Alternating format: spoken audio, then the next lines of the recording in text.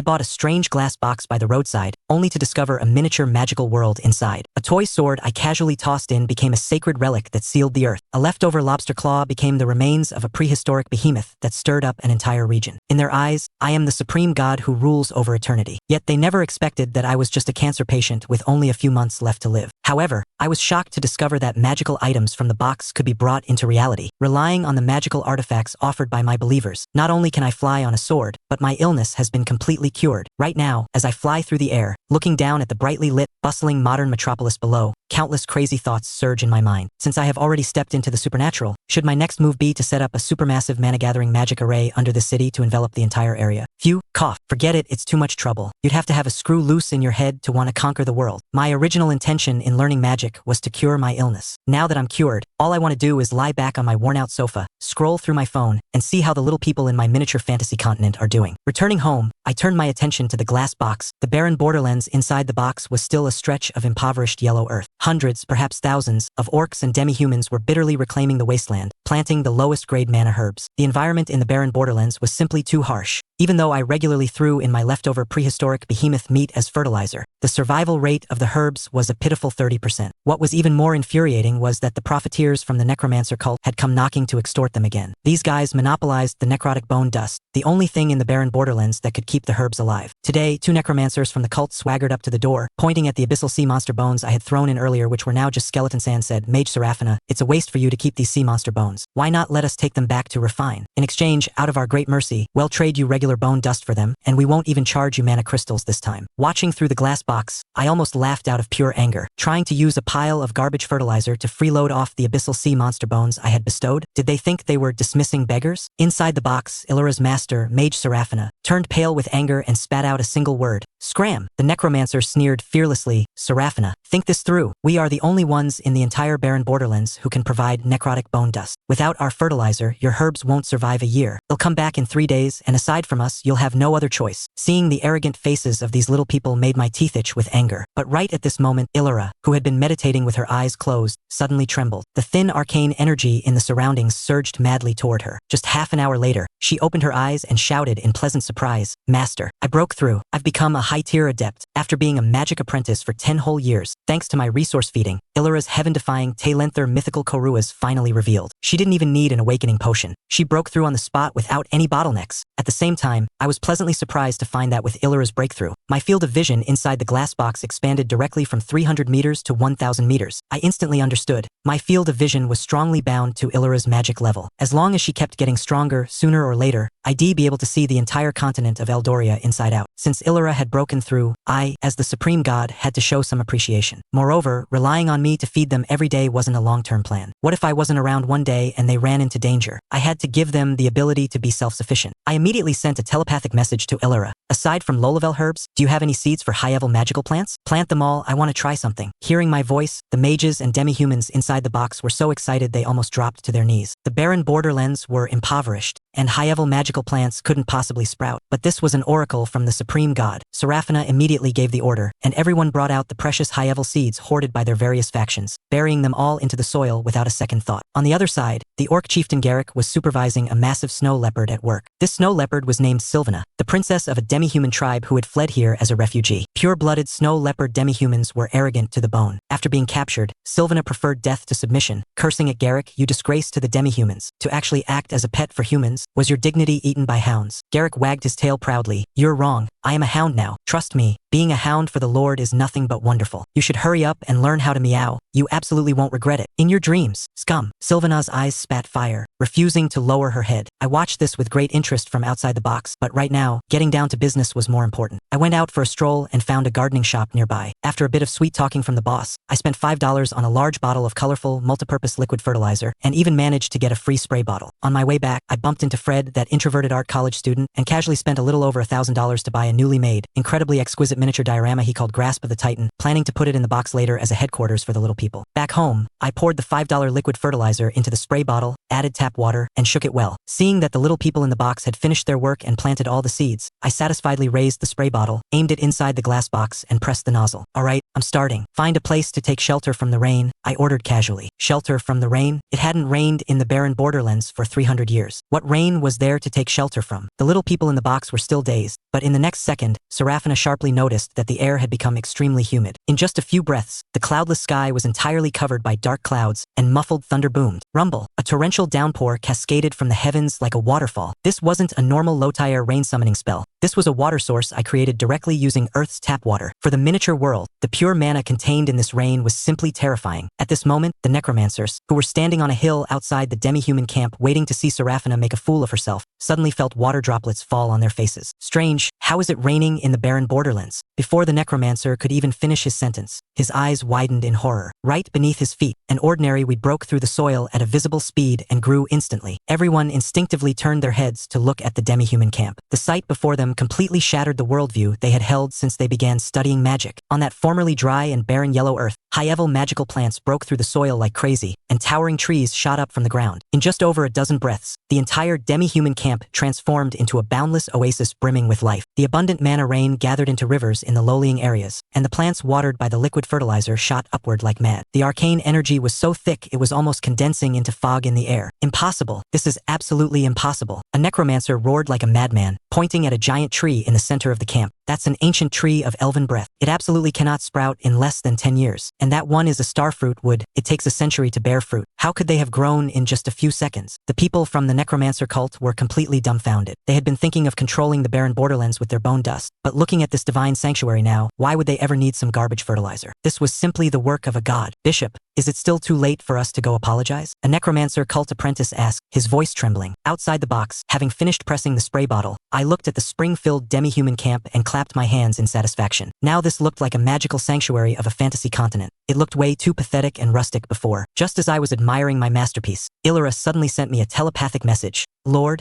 Garrick says he found a litter of big cats for you, and hopes you like fluffy things. I was stunned for a moment and took a closer look. What was standing in front of Illyra wasn't a cat at all, but clearly Sylvana, the snow leopard who had preferred death to submission just a moment ago. At this moment, looking at the magical sanctuary that had been created out of thin air in just 15 minutes, Sylvana was already thoroughly doubting her life as a leopard. Let alone her demi-human kingdom, even the star sanctum in the highlands of Avalon couldn't achieve such a feat. Her psychological defenses were on the verge of collapse. I thought about it. Since she was a big cat, I had to feed her some cat food. I rummaged through my cabinets but couldn't find any cat treats, so I simply dug out a heavily fishy-smelling dried minnow from the fridge, estimated the landing spot, and casually tossed it in. Inside the box, the originally clear sky instantly darkened. Sylvana trembled all over as she saw a massive, golden hand, radiating terrifying divine, might slowly emerge from the clouds. She felt that if she dared to harbor even a sliver of resistance, she would be crushed into soul fragments by this giant hand like an ant. The giant hand gently set something down in front of her, and then a finger teasingly poked her leopard head. The warmth transmitting from that fingertip dispelled much of the fear in Sylvana's heart. She looked closely. What the giant hand had set down was an abyssal behemoth as massive as a mountain. The fishy scent, which held a fatal attraction for demihumans, combined with mana as vast as the sea, instantly shattered the last shred of her rationality. At this time, over 30 elder snow leopards who had rushed over to try and rescue the princess also arrived. Staring at the sky-obscuring behemoth meat, their eyes almost popped out of their sockets. Sylvana swallowed hard, turned to look at Garrick, and asked with a blushing face, "As long as I meow, this is all mine?" Garrick nodded smugly. Sylvana took a deep breath, looked at the tribal elders behind her, completely abandoned her pride as a demi-human princess, raised her head to the sky, and went, meow. Following her cry, a resounding smack echoed as an even larger piece of dried fish fell from the sky. Elder Martha of the Snow Leopard tribe looked at the drooling tribesmen behind her and let out a long sigh. "Children, the princess is right. Let's learn how to meow." And so, on that day, the mages in the entire demi-human camp were forced to listen to over 30 fierce beasts uniformly meowing at the sky for an entire day. As long as they meowed loudly, dried fish fell from the sky. What restoring the kingdom, what dignity in the face of absolute resources. Being an ancient god's pet was simply too damn fragrant. To thank me for my gifts, Elder Martha, representing the Snow Leopard tribe, offered me the Dragonblood Elixir, the sole remaining epic artifact of their kingdom. This was an ultimate magic potion that could reconstruct the physical body and directly nourish a mage to condense an arcane core. After getting my hands on it, I swallowed it in one gulp without a second word. But where was the promised mildness? As soon as the potion entered my stomach, I felt like I had been tossed into an alchemist's furnace. Boiling heat waves ran rampant through my mana circuits, hurting so much that I fell to the ground rolling. My bones popped like roasting beans, the skin on my body dried up and peeled off layer by layer, and new flesh rapidly grew. After being tortured for 2 whole hours, I suddenly opened my eyes, gasping heavily. Looking down, there was dead skin all over the floor. I went to the bathroom to look in the mirror and found that not only was my skin as fair and tender as a peeled egg, but my looks had also skyrocketed.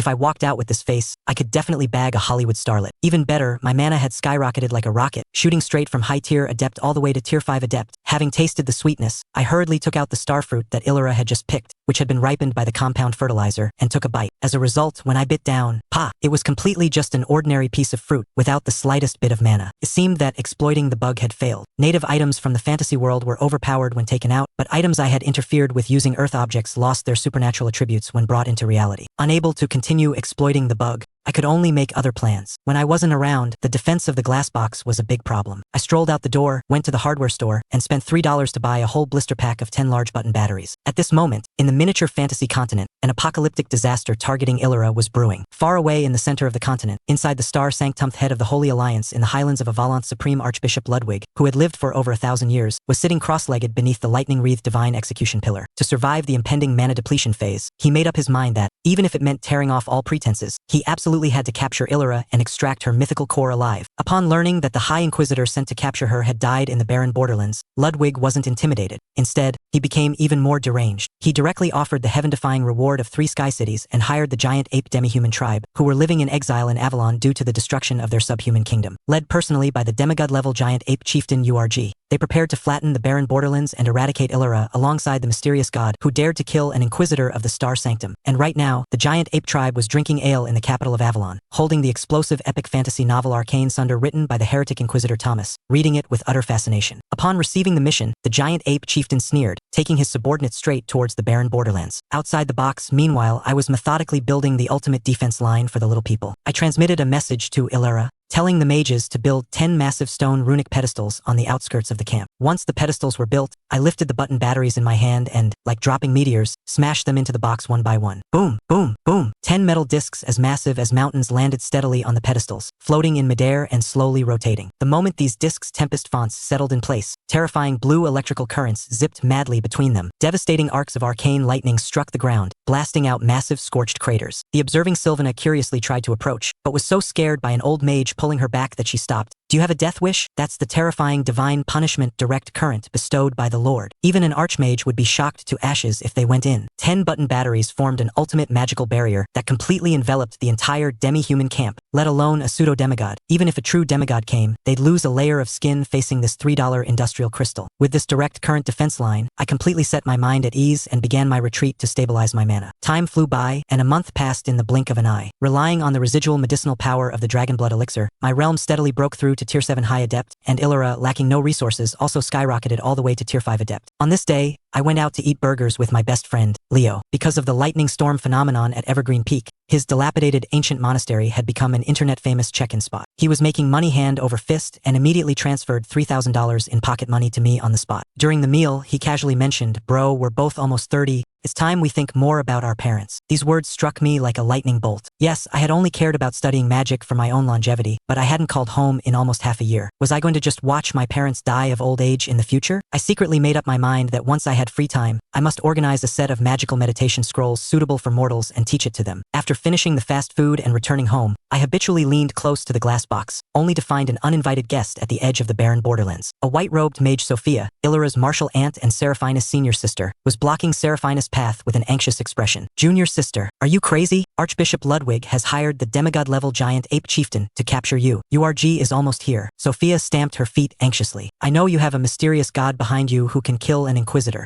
but that's the Archbishop of the Star Sanctum and a demigod behemoth. You can't stop them. Come back to the sanctum with me, voluntarily hand over Illyra's mythical core." Even though Shell become a ruined muggle, at least ITLL save her life. Looking at Sophia, who was so anxious she was almost crying, Seraphina wasn't afraid. Instead, she couldn't help but laugh. She knew her senior sister meant well, but her senior sister had absolutely no idea just how heaven-defying the methods of the mysterious god she spoke of truly were. "Senior sister, you'll know once you take a look." Seraphina didn't bother wasting words. She simply grabbed Sophia and used a levitation spell to fly toward the demi-human camp. Sophia landed with a heart prepared for death, but when she saw the scene before her clearly, her entire body instantly froze in place, her mind going completely blank. This is the barren Borderlands? She rubbed her eyes, looking at the oasis where the mana was so rich it even condensed into phantoms of unicorns, and looking at the hundreds of ear-sold supreme magical plants growing wildly all over the ground. She felt she must have been hit by some sort of high-level illusion. This was 100 times more luxurious than the capital city of the Star Sanctum. Immediately after, she saw the 10 massive metal discs flashing with devastating lightning on the periphery. The soul-trembling pressure of the direct current made her heart palpitate. Right while she was in shock, the corner of her eye caught a familiar figure. On the edge of that terrifying direct current, an archmaglevel mage, dressed in robes, charred black all over, and covered in dirt, was sitting cross-legged on the ground, simultaneously enjoying the lightning strikes tempering his spiritual power and looking at Illyra in the distance with a face full of infatuation. Inquisitor Thomas. Sophia shrieked involuntarily. That was the defected heretic Inquisitor of the Star Sanctum. Shoo! Thomas waved his hand impatiently. Stop being so noisy. The Lord is about to start broadcasting arcane sunder. I've been waiting all day for the climax where the magic apprentice counterattacks, seeing everyone around, including archmages and pure-blooded magical beast dragons, all sitting obediently in rows like elementary schoolers waiting to hear a story. Sophia's worldview was undergoing a Category 18 earthquake. What pursuit from the Archbishop? What threat of a demigod behemoth in the eyes of this group? It seemed none of that was as important as listening to a novel. And at this moment, on the horizon at the edge of the barren Borderlands, yellow sand billowed. A golden-furred giant ape led dozens of massive ape beasts, stopping atop a sand dune with heavy footsteps. The demigod-level behemoth, giant ape chieftain URG, coldly stared at the arcane brilliance shooting into the sky in the distance. Looking at the magical sanctuary abruptly appearing in the barren land, a trace of shock flashed in Urg's eyes, but it was immediately replaced by icy killing intent. No matter what profound mysteries are hidden inside here, the mission given by Ludwig must be completed. URG clenched his fists, his bones popping. Take Illyra away and execute the one behind the scenes. As soon as his words fell, URG leaped into the air, and the dozens of giant ape beasts behind him surged toward the demi-human camp like a black tide. But the 10-button batteries I bought for $3 weren't just for decoration. The moment the giant apes stepped into the range of the magical barrier, the 10 floating metal discs erupted with blinding lightning. The terrifying direct current poured down like a dense arcane thunderstorm. The giant apes charging at the very front didn't even have time to scream before they were shocked completely black, scurrying away with their heads in their hands. These bumpkins from the savage lands had never seen the power of industrial crystallization. They were instantly beaten stupid. Get out of the way! URG roared, and a pitch-black totem pole stirred up a 1,000-meter wave of fire, piercing straight into the sky. That was actually an epic-tier magical artifact. What surprised me even more was that this guy wasn't some pseudo-demigod at all, but a genuine demigod-level behemoth. He threw the totem pole violently, and like threading a needle, it instantly shattered the 10 battery pedestals. The direct current lightning storm barrier was declared broken. Losing the protection of the barrier, Seraphina and Thomas had no choice but to bite the bullet and charge forward. Unexpectedly, these two archmag-level little people actually started a melee brawl with the demigod-level URG, and for a time, they didn't even lose the upper hand. Outside the box, I was highly amused watching this. Nonsense, these two people ate the abyssal sea monster flesh I fed them every day and underwent electroshock physical therapy under my button batteries. Their physical strength had become abnormal long ago. But the tier suppression in the fantasy continent was an iron law after all. URG quickly reacted, taking an arcane blast from Seraphina Hedden and directly backhanded her, smashing her into the ground, followed immediately by piercing Thomas' chest with his pole. The two archmages were heavily injured and fell to the ground in an instant. Let's see where you can run. URG raised his head with a sinister smile, only to find that Sophia had already taken advantage of the chaos to scoop up Illyra, not fleeing outward, but flying straight up high into the sky. This was Illyra's tactic. She knew I was afraid of accidentally hurting her, so she deliberately flew into the sky to give me room to operate. URG was completely enraged. He grabbed a golden diamond-shaped gem and plunged it into his own chest. That was an artifact fragment of their ancient orc kingdom. The earth violently trembled, and Urg's body began to expand madly. His already massive frame instantly skyrocketed over a dozen times, enveloped by the phantom of a giant, radiant golden berserk ape, and his mana fluctuations shot straight to the peak of the demigod realm. He kicked off with both legs, the earth cracked, and his massive body shot like a cannonball toward Illyra high in the sky. And at this moment, sitting outside the glass box, I almost laughed out loud. A moment ago he was too small, and I was afraid this Thousandala bonsai wouldn't hit accurately. Now that he had made himself bigger,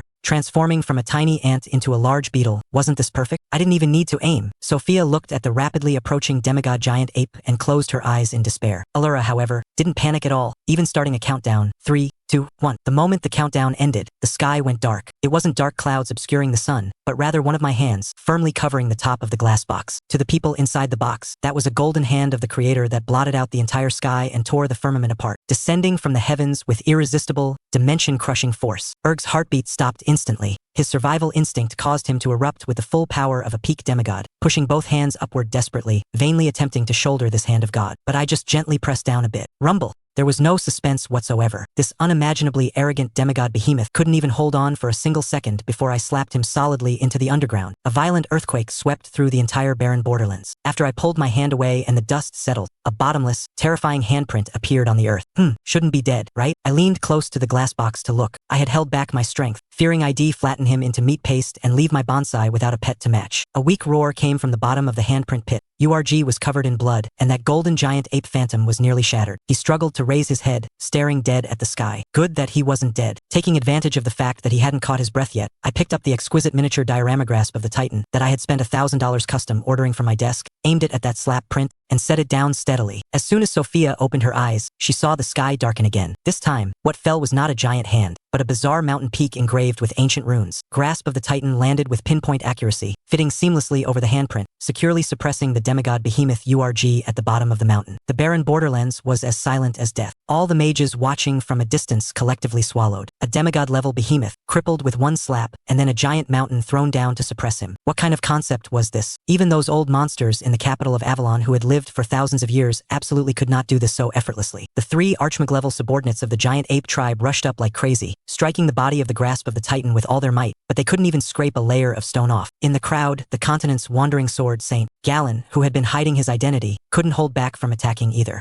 He drew his enchanted greatsword, erupted with shocking sword ki capable of severing rivers and mountains, and viciously slashed at the mountain peak. With a crisp crack, only a shallow white mark was left on the grasp of the Titan, while the epic tier greatsword in Sword St. Galen's hands that was famous across the continent trembled madly like a startled rabbit, its blade covering in spiderweb cracks before breaking on the spot. Sword St. Galen's face turned ashen as death, leaving behind a single sentence, "Supreme God, I am inferior," before turning and leaving. With this, the entire scene completely blew up. This magical recording of a demigod giant ape being flipped with a single slap was captured on a recording crystal and transmitted back to the highlands of Avalon like crazy, bringing a Category 18 earthquake to the entire magical world. The title Lord of the Firmament directly became synonymous with invincibility. As for that group of terrified giant apes, they knelt at the foot of the mountain, kowtowing madly and begging for mercy. Too lazy to bother, I casually instructed Illyra, just make them fix the lawns they trampled on. Thus, the grand demigod behemoth was crushed under a mountain, and several archmag-level magical beasts were reduced to landscape gardening workers. The barren borderlands returned to peace once more. Half a month later, the 6th High Inquisitor of the Star Sanctum, acting on the orders of Archbishop Ludwig, bit the bullet and came to the barren borderlands. As soon as he landed, he saw that at the foot of the grasp of the Titan, the suppressed demigod behemoth URG not only showed no signs of misery as a prisoner but instead had clear eyes, looking up with a face full of anticipation. "What are we eating today?" URG asked a snow leopard next to him. The snow leopard pulled out a piece of snow-white fruit flesh larger than a leopard's head from a spatial storage bag. The Lord just went to the supermarket to buy it. Seems it's called a nectarine. URG couldn't wait and took a bite, his face full of happiness. That sycophantic appearance was simply tamer than a human's pet pug. This was a demigod behemoth. The 6th Inquisitor's eyes almost fell out watching this, but immediately after, he smelled the terrifying arcane fragrance exuding from that piece of nectarine. I shook my head watching from outside. That was just a piece of fruit I had just bought from the supermarket, sliced off a small piece, and tossed in casually. But in the eyes of the 6th Inquisitor, that was an unimaginable, peerless fruit of the world tree. He shamelessly sidled up, not even hesitating to take off his life-saving epic tier wonder item, the scapegoat doll, to trade a demi-human little girl for a bite of the nectarine flesh. Swallowing it in one gulp, the 6th Inquisitor's entire being ascended. There was no violent mana impact, only an extremely gentle, holy aura perfectly compatible with human mana circuits. His peak Archmage bottleneck, which had been stuck for over 100 years, actually faintly showed signs of loosening. Just as his eyes turned red and he wanted to empty out his life savings to trade for a bit more, Seraphina arrived with Illyra. The 6th Inquisitor's expression instantly changed. Knowing he definitely couldn't win a fight, he went straight to talking big, playing the most disgusting trick in the fantasy world, moral kidnapping. "Illyra, your mythical core is the only hope of stopping the demons of the Rift of Sighs from erupting." The 6th Inquisitor dropped to his knees with a thud, roaring with righteous indignation. "For the common people of the continent, for the living beings of the mortal realm, I beg the Holy Maiden of the Star Sanctum to voluntarily offer up her core and go to your death." Illyra was stunned. Although she was heavily nurtured by me, deep in her bones, she was still a kind little girl. Hearing that her life could be traded for the lives of everyone on the continent, she inevitably fell into self-doubt, even faintly showing signs of being corrupted by a void nightmare. "Will sacrificing just me truly save my master and save the people of the world?" She looked at her hands in pain. Watching this scene from outside the glass box, my blood pressure spiked to the max. What era is this, still playing the rotten trope of sacrifice you alone for the happiness of all mankind in front of me? I immediately mobilized my spiritual power, my voice exploding in Illyra's mind like thunder from the 9th heaven. "Kick him in the face." Illyra shuddered all over. "I told you to kick him in the face." The voice of the Lord God, The confusion in Illyra's eyes was instantly replaced by clarity. She walked up to the smug 6th Inquisitor, and under his gaze expecting the Holy Maiden to sacrifice her life for righteousness, she raised her foot and delivered a solid flying kick, stomping directly on the Inquisitor's old face. After kicking him down, still not satisfied, she followed up with 2 more stomps. The Lord won't let me die, so I won't die, wanting me to fill the pit with my life. Dream on. Illyra looked coldly at the 6th Inquisitor being stepped under her foot. The Inquisitor covered his face bearing the shoe print, climbing up in flustered exasperation.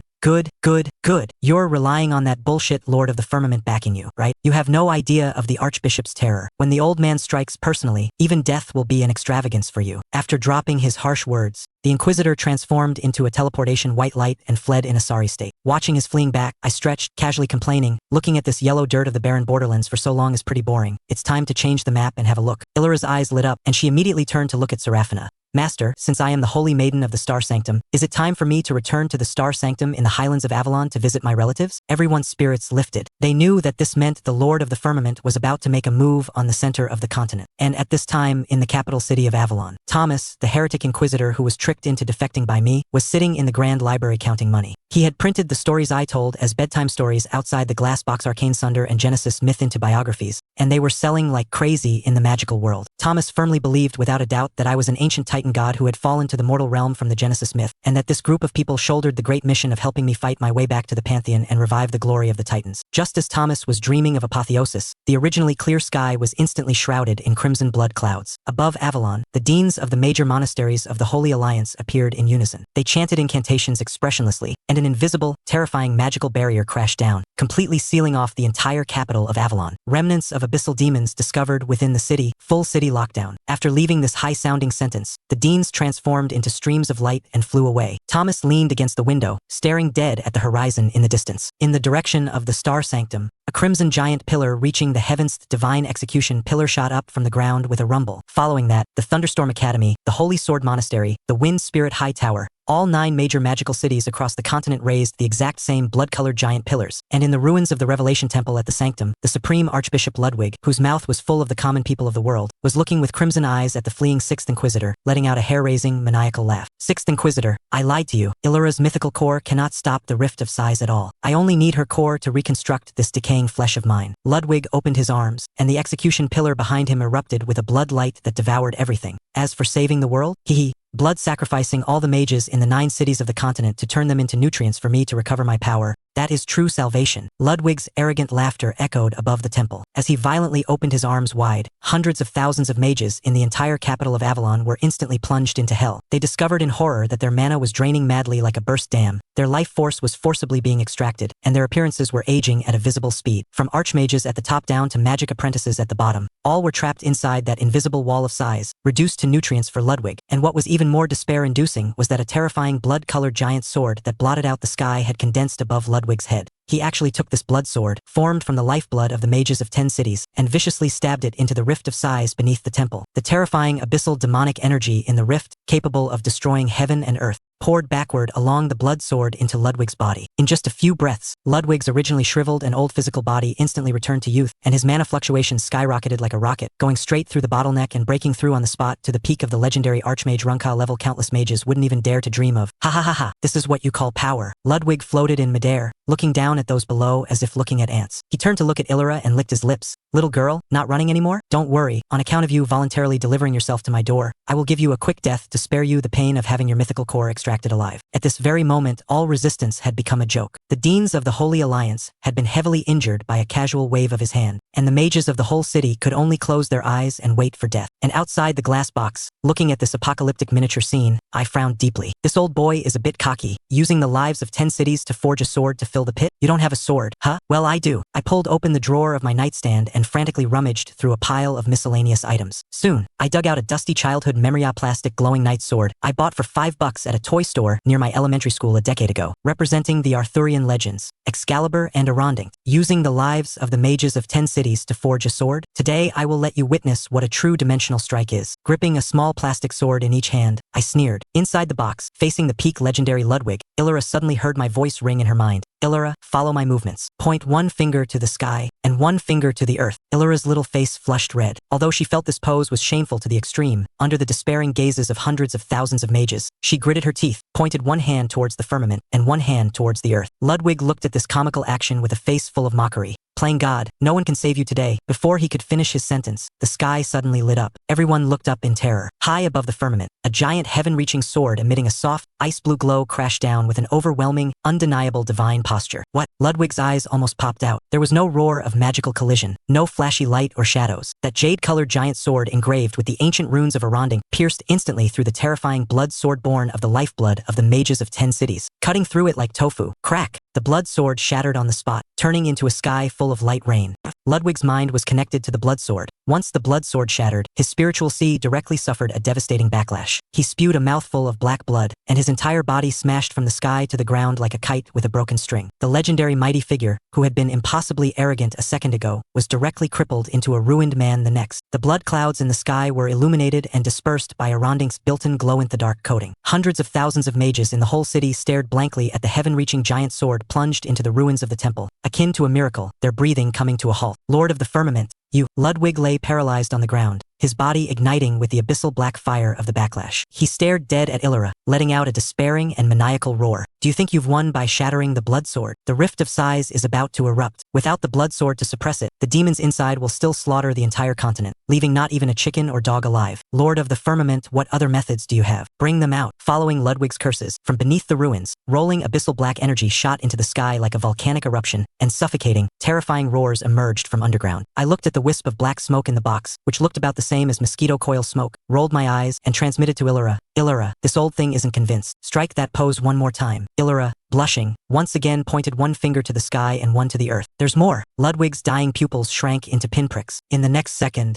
the sky was torn apart again. A heaven-reaching giant sword radiating scorching red light Excalibur carrying and a Wayne-spiring holy light that swept away everything, violently smashed into the rift of sighs. The massive plastic sword blade wedged firmly into the rift's crevice. The fluorescent light radiating from the toy sword, upon contacting that demonic energy, was like boiling water poured on snow, instantly evaporating all the black energy clean away. The roars from underground abruptly ceased, and the entire rift returned to absolute dead silence. I suppose I can die without regrets. God, this is a god. Ludwig looked up at the firmament. In the face of this unreasonable, absolute power, he completely despaired, his body turning into ashes filling the sky amidst a burst of black fire. Sunlight once again spilled over Avalon. Hundreds of thousands of mages who had survived the disaster looked at the two heaven-reaching giant swords suppressing the earth, then looked at Illyra standing in front of the swords, and suddenly erupted into deafening cheers. Countless people wept tears of joy, bowing down in worship toward Illyra. Illyra was so embarrassed she wanted to find a hole in the ground to hide in. Lord, it's so shameful. I was amused. What's shameful? If I hadn't failed to save up enough money to collect the whole Knights of the Round Table set when I was a kid, today I absolutely would have planted a 12-knight sword array for them. This battle not only saved the continent but also directly changed the layout of the magical world. Because the deans of the Holy Alliance had all been severely injured by Ludwig, the Star Sanctum was left leaderless. Illyra, who had just condensed her arcane core, due to her heaven-defying prestige, was somehow forcibly pushed onto the throne of the Supreme Archbishop, and the two plastic toy swords I had plunged into the box, because they absorbed solar energy during the day and emitted a soft glow at night, were actually treated by the fantasy natives as supreme artifacts that absorbed solar divine power to nourish mages. Every night, countless magic swordsmen lined up to meditate under Excalibur, and some people even broke through on the spot while bathing in the plastic fluorescence. But the good days didn't last long. A terrifying faction that had hidden for tens of thousands of years the Supreme Star Realm finally couldn't hold back and surfaced. That night, an ancient number 1 sword saint of the continent who had succumbed to madness, the current Star Realm envoy, fallen sword Saint Nelson, stepped onto the hilt of Excalibur. Not only did he heavily injure dozens of magic swordsmen on the spot, but he also arrogantly declared, "This kind of artifact, without a sword spirit, is nothing but a dead object. In 3 months, my Star Realm will take over these 2 holy swords. And while we're at it, let that cowardly turtle named Lord of the Firmament roll on out here. I'd like to see just how much he weighs." After finishing speaking, Nelson turned into spatial teleportation light and fled, leaving the mages of the whole city filled with righteous indignation. And outside the box, I watched Nelson bounce around on my toy sword like a flea, too lazy to even pay him any mind. I had to pack my luggage to go home for Christmas. To prevent my rented apartment from being burglarized while I was away, I spent 10 days setting up simple arcane intimidation barriers around it that I had learned from the magical world, and on a whim, I used low-grade mana crystals as power to refine the sweeping robot at home into an alchemy golem guard with mechanical arms. Little AI, pour me a glass of water. Watching the sweeping robot slide over holding a cup of water, I nodded in satisfaction. Magic changes lives, indeed. Before leaving, I casually flicked the acceleration button at the bottom of the glass box. While I spent a holiday outside, nearly 100 days flew by inside the box. After I finished the holidays and came back, I leaned close to the glass box and took a look. As Illyra's cultivation skyrocketed, my field of vision had expanded to tens of thousands of meters, taking in the entire capital of Avalon. But at this moment, Avalon was shrouded in terrifying dark clouds. The 3-month deadline had arrived. The Supreme Star Realm Lord Elrond brought the fallen sword Saint Nelson, killing their way to the gates of the Star Sanctum. Since the Lord of the Firmament does not dare to come out, then well take Illyra's mythical core away first. Star Realm Lord Elrond floated in midair, his tone flat, yet exuding a suffocating pressure. That was a terrifying existence that surpassed legendary Archmage and was practically invincible in the mortal realm. The Star Sanctum did not sit waiting for death. Grandmaster Drake of the Greatsword Fortress, who had newly defected to them, assembled tens of thousands of runic swordsmen in the whole city. Using the broken holy sword Oath of the Firmament of the Sanctum's founding ancestor as the array's core, they activated the ancient killing Araith Dawnbreak Sword Radiance Grand Array. A sky full of sword shadows enveloped Nelson like a torrential storm, and the aura of absolute death shot straight to the firmament. Secure. With the senior of the firmament holding the line, this wave will definitely one-shot him. Drake confidently planted a flag, but in the next second, Nelson drew a true sword of the gods bestowed by the Star Realm Lord. Just one sword, a pale sword light tore through heaven and earth, and the supposedly invincible Dawnbreak Sword Radiance Grand Array shattered instantly. Tens of thousands of magic swordsmen collectively spat blood and flew backwards,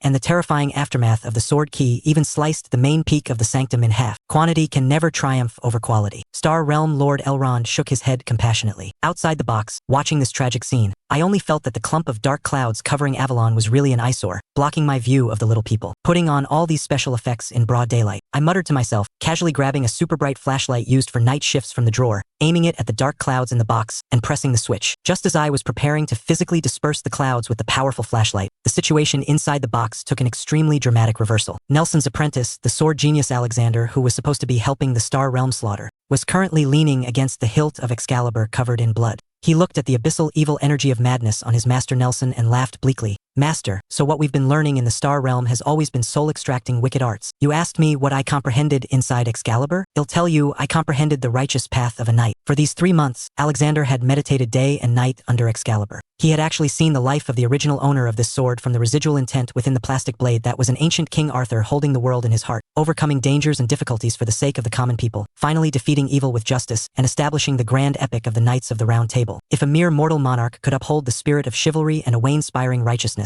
how could I, a dignified magic swordsman, sink to becoming a running dog for evil cultivators? Alexander roared to the heavens. Fuck your Star Realm. I, Alexander, cultivate the open and upright path of the holy sword. Following Alexander's roar, the fresh blood he spat out dyed the blade of Excalibur red. Excalibur, which had been silent for months, suddenly erupted with a soul-piercing sword resonance. Blazing red light flowed upstream along Alexander's fresh blood. Senior brother, Excalibur has acknowledged you. The holy relic has recognized a master. Wandering sword Saint Gallen in the distance shouted excitedly like crazy. Feeling the surging holy light sword key inside his body, Alexander's eyes were brighter than ever before. He stared dead at the impossibly arrogant Nelson, grasping the massive sword hilt with both hands. Master, your way of the sword is dead. I will send you off on your final journey. Alexander shouted explosively, his entire body burning with soaring golden sword radiance. He pulled out Excalibur, shouting out the ultimate killing move inherited from the ancient Night King. Holy Flame Tornado. Following Alexander's angry roar, the Excalibur planted in the ground erupted with blinding red light. Originally, that was just the glow-in-the-dark coating that came with a $5 plastic toy, but under the urging of Alexander's peerless sword intent, countless fiery sword key shot into the sky, actually condensing into a fiercely burning mini-sun of sword key in midair above Avalon. The crazed Nelson didn't even have time to scream before his skin was stripped away inch by this holy solar power, and along with the true divine sword in his hand, everything was gnawed completely clean in the raging fire, turning into a handful of flying ash. The tens of thousands of swordsmen in the whole city were all dumbfounded. Who could have imagined that this holy relic planted in the ground could actually absorb and transform the holy power of the sun? Erupting with such a world-destroying killing move. Floating high in the sky, Star Realm Lord Elrond was breaking out in cold sweat. He realized that this dead sword didn't have a sword spirit at all, yet it could actually erupt with this kind of power. To cut off Excalibur's energy source, Elrond gave a loud shout and cast Dark Canopy. In an instant, rolling black clouds swept across the sky like ink, thoroughly enveloping the entire city of Avalon. Without the illumination of the sunlight, the fluorescence of the plastic toy sword visibly dimmed, and the sword key mini-sun in midair also began to rapidly decay. Elrond looked down with a cold smile. Hand over Illyra, otherwise, today will be the day you die. At this exact moment when all the mages fell into despair, I, leaning outside the glass box watching the show, impatiently furrowed my brows. With it being this pitch black, turning the special effects up so high, I can't even see the actions of the little people inside clearly. As I complained, I casually grabbed a super bright night shift flashlight from the drawer, aimed it at the dark clouds in the glass box, and directly pressed the switch for the highest setting. Click! A terrifying beam of light 10,000 times more dazzling than the blazing sun instantly pierced the firmament of the miniature world. In the eyes of those mages, a second sun had appeared in the sky completely without warning. The moment that terrifying light touched the dark clouds were like ignited gasoline, burning away completely with a boom. Two suns in the sky. The Lord of the Firmament has taken action. Bathed in the light of the powerful flashlight, Alexander felt the holy light power in his body almost exploding, his eyes fanatic to the extreme. He gripped the sword with both hands and violently swung out a giant sword phantom that spanned heaven and earth. Dawnbreak Divine Strike. Sword key ran rampant, and heaven and earth turned a blinding white. The impossibly arrogant Star Realm Lord Elrond didn't even get to leave a last word. His soul was instantly evaporated by the flashlight's beam and the Excalibur sword key. I turned off the flashlight in satisfaction.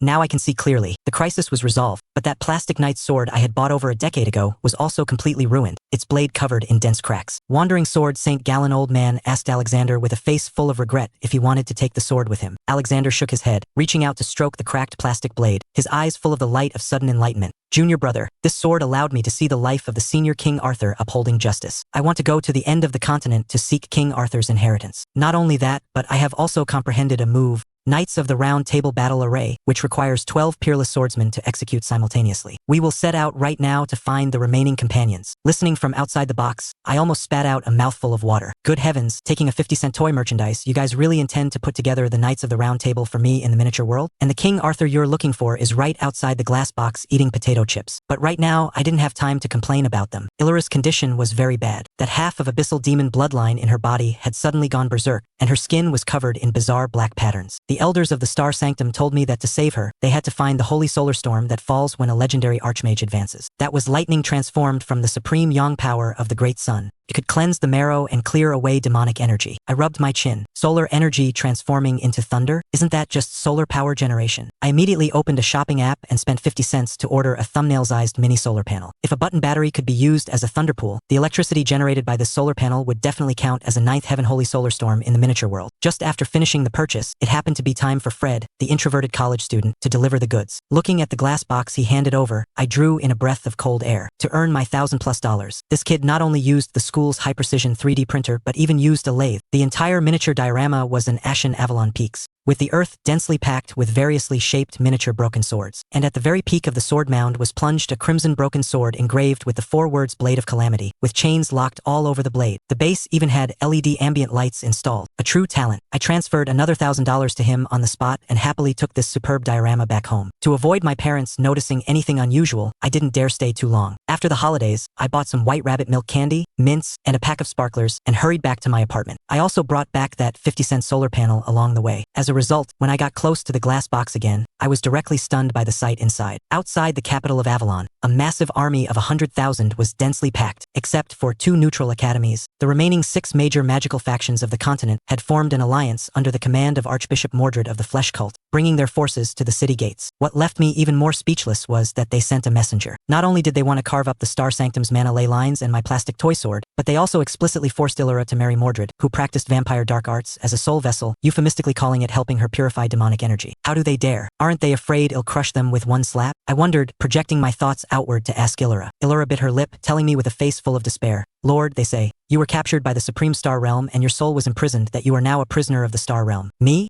As if to confirm Illyra's words, Mordred outside the box arrogantly waved his hand and tossed out a bloody person covered in blood, skinned alive, right from his sleeve. That bloody person was tightly bound by chains covered in magic runes, rolling on the ground in agony. Mordred stepped on the bloody person's head, laughing maniacally at the mages of the sanctum. "Take a look, this is the Lord of the Firmament you worship as a god. In front of the Star Realm, isn't he just like a dog being stepped under my foot? Surrender quickly, otherwise, in 3 days, the Star Sanctum will not have a single chicken or dog left alive." Looking at that fake, shoddy product rolling all over the ground, I laughed out of sheer anger. These bastards, scamming their way onto the creator? I directly turned on Global Voice Broadcast, my voice exploding in the ears of every mage in Avalon. Then I'd like to see just how miserable I look being imprisoned. Hearing my young and highly mocking voice, the originally despairing crowd in the Star Realm Grand Hall instantly rejoiced. The Supreme God hadn't been captured. Elder Elena trembled all over with excitement, hurriedly suggesting taking the initiative to attack. I waved my hand. "No rush, 3 days is 3 days. On my trip back to the Divine Kingdom, the Elder stuffed a lot of candy on me. He'll let you guys have a taste." Hearing this, Elena drew a breath of cold air, so scared she almost knelt. They treated the Genesis myth written by Thomas as a Bible. In their eyes, the gods' elders, wasn't that that Odin or the All-Father of the Pantheon? Candy given by the God King Patriarch, could that be ordinary candy? That was a God-bestowed elixir. Everyone, step aside. I casually unwrapped a white rabbit milk candy and a mint, tossing them precisely into the plaza of the Star Sanctum. Boom! Boom! Two massive objects akin to meteors smashed into the ground. The people of the sanctum gathered around, trembling. Looking at the rabbit pattern on the white rabbit wrapper, Elder Elena teared up. This must be the moon god elixir personally refined by Luna, goddess of the moon and bounty. She carefully cut off a tiny piece of the milk candy and stuffed it into her mouth. In the next second, the sanctuary mage's dried up mana was instantly filled to the brim. She didn't even need to chant to convert it, directly reviving with full health. Grandmaster Drake of the Great Sword Fortress laid on his stomach in front of that green mint. Just taking a deep breath of the cool minty scent it gave off, he felt a burst of clarity shoot straight to the crown of his head. Those bottlenecks in the way of the sword that had troubled him for a century actually opened up brightly at this moment. A crystal that elevates wisdom. This is the blessing of Sylvanus, god of the forest. Drake was so excited he knelt on the ground and kowtowed on the spot. Thank you, All-Father. Thank you, Lord. Thank you, Goddess Luna, God Sylvanus. Watching this group of old monsters bowing in worship to 2 candies, I silently threw in that 50-cent solar panel as well. Illira, you take this too. Since the supplies were distributed, I originally planned to just set off the sparklers to show them a fireworks display and roast the 6-faction alliance while I was at it. But just then, an old hag named Zhao Ling, who had defected from the Star Realm, suddenly appeared. She brought extremely vicious intelligence. Illira, the siege by the 6-faction alliance is a fake. The true target of the Star Realm is the Lord of the Firmament. Zhao Ling's expression was grave. They deliberately tortured that fake just to enrage the god and draw him out to strike. Once the god's power descends, the ultimate dark evil object hidden by the Star Realm, the blood-seeking wraith, will instantly activate. What kind of thing is that? Illira asked nervously. That is a vicious curse of utmost een and darkness. As long as it locks onto a sliver of aura, no matter if the god hides at the edge of the world, it can follow the trail back to its source, directly tracing back to his main body in the divine kingdom and forcibly defile his soul. When that happens, the Lord of the Firmament will truly become a prisoner of the Star Realm. After Zhao Ling finished these words, the entire Star Sanctum fell into a deathly silence. So, this was all an ultimate hunting trap aimed at me. Everyone waited anxiously for my response. And outside the glass box, listening to this flawless, vicious plan, the corners of my mouth couldn't help but rise madly. Follow the trail, trace back to the main body, jump out of the glass box to hit me? Alright, then let's watch their performance. I replied indifferently, then turned around, pulled open a drawer, and silently took out my electric mosquito swatter specially used to deal with toxic summer mosquitoes, with a voltage of up to 2000 volts, and pressed the power button. ZZZT, ZZZT, ZZZT. Pale blue electrical arcs flashed on the metal mesh, emitting crisp popping sounds. Wanna follow the internet cable to hit me? Huh? Come here, it'll shock your head crooked. In the miniature world, the 3-day deadline arrived. Vampire Archbishop Mordred, seeing that I still hadn't appeared, completely lost his patience. The 100,000-strong army didn't charge directly, but activated some sort of extremely vicious necromantic magic array. Rumble. The earth began to tremble violently. From the distant mountain ranges, densely packed blood-colored dark shadows suddenly surged out. Those were countless rotting ghouls and massive skeletal dragons, converging into a terrifying undead scourge capable of devouring everything. The tide of corpses, like a bursting flood of blood, carrying soaring resentment and stench, roared madly as it poured down toward the direction of the Star Sanctum. Even the holy knights with the firmest will turned pale from the stench looking at that countless writhing, rotting flesh and massive undead dragons. The sky-blotting aura of death filled the air, and the eyes of many apprentices with slightly weaker mana turned red, on the verge of being driven mad by void whispers. Quick, hold the wisdom crystal mint in your mouths, Illira shouted delicately. Everyone hurriedly took out the mints I just threw in, cut a small piece, and stuffed it into their mouths, only to hear a whoosh as a bone-chilling cold air shot straight to the crown of their heads. Void nightmares. Chaotic thoughts all were frozen to pieces in front of this minty flavor. Mordred gritted his teeth watching from the distance. Quite good at holding out, aren't you? Let's see how you deal with an endless undead scourge. The defected old hag from the Star Realm, Zhao Ling, made sarcastic remarks from the side. Illira, give up. This is a tide of corpses driven by the evil energy of the Star Realm. Unless there is a pure holy solar storm, they simply cannot be killed off. Are you still counting on that god who doesn't dare to show his face? Illira ignored her entirely, raising a palm-sized black panel backhandedly. That was the mini solar panel I had just bought online for 50 cents. Rumble. The moment the sunlight hit the solar panel, the sky of the miniature world was instantly dyed golden. Violent golden holy storms, like swimming dragons, descended from the heavens. Solar storm, it's actually supreme holy lightning. The mages present were so excited they almost jumped up. This thunder was a dimensional strike against undead creatures, but it was a perfect tonic pill for mages. The golden lightning not only instantly blasted swaths of the undead scourge into flying ash, but also continuously washed over Illira's body. The berserk demonic bloodline in her body dissipated completely under the purification of the holy thunder, and she broke through to the archmage realm on the spot without any hindrance. Archbishop Mordred spat blood on the spot from anger. Smashing a cracked pot to pieces, he directly chopped off his own left hand and sprinkled the toxic blood onto the flesh cultists behind behind him. Those cultists were instantly corroded to nothing but white bones, transforming into massive, disgusting, multi-legged skeletal abominations, carrying a nauseating stench as they charged madly toward the Star Sanctum. Outside the glass box, I was holding a cup of water watching the show. Seeing these multi-legged skeletal monsters that looked like giant cockroaches, I grimaced in disgust. This is way too disgusting, even my slippers would feel dirty. I turned around, pulled out a sparkler worth a few bucks from the New Year's goods, lit it with a lighter, and brought it above the glass box. To the people inside the box, in that moment, a second sun appeared in the sky. Immediately following, from that newly appeared sun, countless dazzling meteor showers of fire spewed forth. These fire meteors carried terrifyingly high temperatures exceeding magma, tearing across the sky and smashing towards the earth like a rainstorm. Boom, boom, boom. The earth wailed, and the sky burned. The skeletal abominations that had been impossibly arrogant a moment ago, along with the 100,000 Alliance army, under the sparks of the sparkler, were smashed directly into pools of boiling magma without even having the chance to let out a scream. The vampire Archbishop was hit head-on by a fire meteor, leaving not even his ashes behind. Right amidst this world-destroying rain of fire, that blood-seeking wraith, which had been playing dead all along, finally couldn't hold back anymore. Its eyes locked deadly onto me high in the sky. It let out a piercing shriek, turned into a blood-colored stream of light, and shot into the sky. I smell your aura, Lord of the Firmament, you cannot escape. Carrying the most vicious curse of the Star Realm's higher-ups, it attempted to rush out of the miniature world to defile my divine kingdom's main body. I looked at this red-headed fly striving to fly upward, expressionlessly picked up the 2.5-volt electric Mosquito Swatter from the desk, aimed it at the opening of the glass box, and casually swung. Smack! An extremely crisp popping sound. The invincible, ultimate evil object of the Star Realm, just like a scorched mosquito, smoked black and dropped back into the box with a splat, shattering into a pile of black charcoal. At the same time, in the depths of the unknown Supreme Star Realm, the mastermind controlling the wraith suddenly spurted a huge mouthful of black blood, his entire body instantly shriveling into a Sky Nanbone's mummy,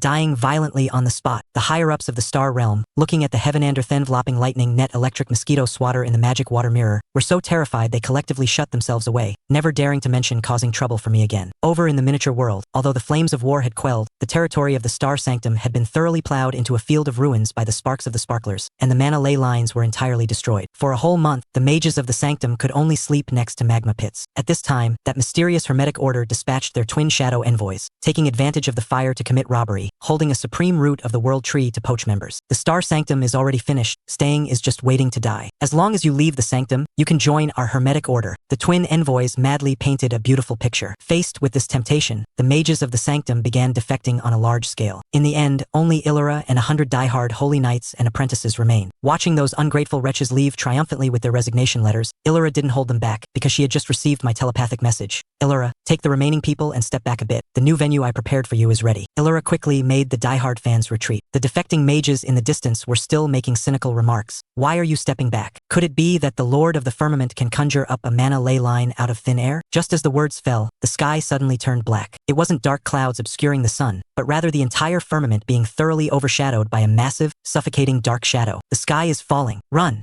The defecting mages were so scared they wet themselves, screaming madly. After a bout of earth-shattering shaking, the dust cleared. Everyone, including the shadow envoys of the Order, stiffened in place like clay statues, their jaws dropping to the floor. That wasn't the sky falling. That was the superb luxury miniature diorama Avalon Peaks that I had spent over $1,000 having the college student Fred bust his liver for a month to create. Endless majestic mountain ranges, a sword-mound peak densely packed with miniature greatswords, and that terrifying arcane energy so thick it almost liquefied into a physical substance. This was simply an ultimate cultivation holy land comparable to the divine realm. On the highest peak, ancient runes were impressively carved. Those ungrateful wretches who had just defected looked at the fairy tale-like magical divine mountain before them, their guts green with regret, while those diehard fans who stood their ground let out deafening cheers of jubilation. I was satisfiedly admiring this work of art when I suddenly heard a miserable crying sound coming from the foot of the mountain. I looked down, only to see a miniature which dressed in purple robes kneeling next to the rockery, crying loudly, "Wah, the sky has fallen. I don't want to die. God almighty spare my life. I'm just an errand runner." I raised an eyebrow. Who is this? Came to assassinate me, only to be scared to tears by a potted landscape being placed down? Are there intellectually disabled people in this fantasy continent? Looking closely, I almost laughed out loud. This purple-robed which was not only crying, but even her mana tier was dropping wildly, falling directly from the sanctuary mage realm down to the legendary stage out of pure terror. I only figured it out later. This girl was called Sylvia, possessing an extremely rare pair of all-seeing eyes that could see through all illusions. Unfortunately for her, she used these eyes to look up at the extraterrestrial dimension. In her perspective, she saw an indescribable, terrifying giant which was me, clutching an ancient ball roguefowl corpse and gnawing on it madly. In the space behind the giant, there lay an absolute zero domain freezing the remains of thousands of behemoths, and the giant had even imprisoned the sun in a square box called the Scorching Sun Demon Box. And the reality was, I was sitting outside the glass box, holding my phone in one hand and gnawing on a KFC fried chicken leg in the other. As for the absolute zero domain and the square box imprisoning the sun, those were just my fridge and microwave. The funniest part was that originally, there was a void nightmare trailing behind Sylvia preparing to possess her, but as a result, this inner demon looked up at me, let out a scream on the spot, and was literally scared until it dissipated into ash and smoke. A void nightmare being scared to death. This was probably a first in the magical world. Watching her kneel at the bottom of the rockery crying her heart out, I really couldn't hold back. I tore off a tiny shred of meat from the fried chicken leg and dropped it down through the crack of the glass box. Stop crying, have something to eat. To her, this shred of meat crashing down onto the mountain peak was like a heaven-supporting giant pillar of ancient Balrog fowl blood and flesh, and the rich fried chicken aroma instantly submerged her. Sylvia swallowed hard, instantly making a decision that violated her magical contracts. He decided to defect on the spot, dead set on being my dog, to deliver a token of allegiance. This crazy girl turned and ran, saying she was going to kidnap the bosses of her original order and bring them over. I shook my head, too lazy to care about this girl with her bizarre thought process, and conveniently began to study the newly unlocked features of the glass box. With Illyra breaking through to Archmage, I found that I could actually attach my vision to a miniature alchemical wooden golem and descend directly into this fantasy world in first-person view. This panoramic VR experience was simply too amazing. I controlled the wooden golem, strolling through the luxury landscaped mountain I had spent a fortune customizing. The die-hard fans of the Star Sanctum were in full swing rebuilding their home, and Illyra even gave this new mountain range a domineering name pinnacle of holy light. But I quickly discovered a hidden danger. Earlier, in order to wash the ground with the meteor shower, I accidentally crushed the two plastic knight swords wedged into the crevice of the Rift of Sighs. Now, demonic black energy was starting to leak out of the crevice again. To patch the leak, I specifically went downstairs to the toy store on the corner for a stroll. The King Arthur models were sold out, so I had to spend a few dollars buying a glowing plastic greatsword sort of power from Heman, planning to go back and patch the rift again. While I was out buying toys, something happened again in the miniature world. The two shadow envoys of the Hermetic Order, seeing that their poaching had failed, actually secretly spread fake medicine tainted with abyssal demonic energy, causing the newly recruited wandering mages to go mad on a large scale. They even controlled a small abyssal demon, attempting to disintegrate the Star Sanctum from the inside and force Illyra to hand over the pinnacle of holy light. The elders of the sanctum resisted to the death, but the abyssal demonic energy was almost immune to all magical attacks. The situation was in imminent peril. In the fierce battle, Gareth, an iron-blooded apprentice holy knight who had previously reprimanded the defectors, exhausted his aura and was knocked off a cliff. But he didn't die. Instead, he fell straight into the luxury miniature diorama Avalon Peaks that I had spent $1,000 stuffing inside the rockery. Looking at the ancient battlefield ruins before him, densely packed with tens of thousands of supreme greatswords, Gareth was thoroughly shocked. He walked to the center of the sword ridge, gazing at the blade of calamity locked in chains, and was instantly drawn into the slaughter illusion trial I had set up. This Thousandala diorama was not bought in vain. Gareth sought life amidst death, successfully passing the trial, and an epic tier heavy sword named Dragonslayer blade broke through the earth, voluntarily recognizing him as its master. Looking at this fiercely loyal young man, I was very satisfied. Through the alchemical wooden golem, I directly injected a surge of killing intent comparable to divine might into his body. Go, I've got my eyes on you. Gareth suddenly opened his eyes, soaring into the sky wielding the great sword, like a god of war descending. Facing the arrogant shadow envoys and the abyssal demon, he drew the Dragonslayer blade and, without any flashy moves, swung a single strike. That was an absolute, dimension-crushing killing intent from the Lord of the Firmament. Without even a scream, the impossibly arrogant shadow envoys were torn into powder on the spot by this killing intent. That arrogant abyssal demon let out a wail, and like a wild dog with broken legs, tucked its tail and scrambled frantically back into the ground crevice. Deathly silence filled the area. A borrowed killing intent had actually instantly one-shot legendary stage mighty figures and scared off an abyssal demon. The surviving enemies were so terrified their livers and gallbladders split, fleeing like mad. The crisis seemed to be resolved, but just then, two old men tied up tightly like dumplings suddenly smashed down from the sky. Archbishop Illyra, I tied up the two lord bosses of the Hermetic Order and brought them here. This is my token of allegiance. That purple-robed witch Sylvia, whose brain was entirely filled with thoughts of defection, actually really single-handedly kidnapped her own supreme leaders, the Twin Masters, and brought them before Illyra. Illyra's mouth twitched wildly looking at these two bruised and battered legendary peak big shots on the ground. This girl's way of doing things was way too reckless. However, the Twin Masters trampled underfoot let out a venomous, maniacal laugh. Sylvia, do you think you can live by betraying us? Since the Lord of the Firmament insists on intervening, then let the entire continent be buried along with us. The two old men were seen violently crushing a bewitchingly crimson blood flower. That was the highest evil object bestowed by the supreme star realmth calamity flower of the abyssal Yggdrasil. With the shattering of the blood flower, the Rift of Sighs, which had originally returned to peace, went completely out of control. The entire pinnacle of holy light trembled violently, and the crevice was forcefully torn apart by an unimaginable, terrifying power. A demonic giant claw, as massive as a mountain, abruptly thrust out from underground, clutching deadly onto the main peak of the pinnacle of holy light. An even more violent, pure aura of destruction spewed forth. An ultimate abyssal lord capable of devouring the entire magical world was preparing to break out from the earth. Illyra and all the mages looked in despair at that sky-blotting giant claw. In the face of this kind of pure, world-ending natural disaster, all resistance seemed so laughable. But outside the glass box, I was controlling that thumb-sized alchemical wooden golem, slowly levitating into midair. Looking at this ugly claw, which looked like a mutated giant meat worm that had drilled out from the exquisite diorama I had spent heavy money to buy, I furrowed my brows in disgust. TCH, so disgusting. Can you afford to pay for my new bonsai if you break it?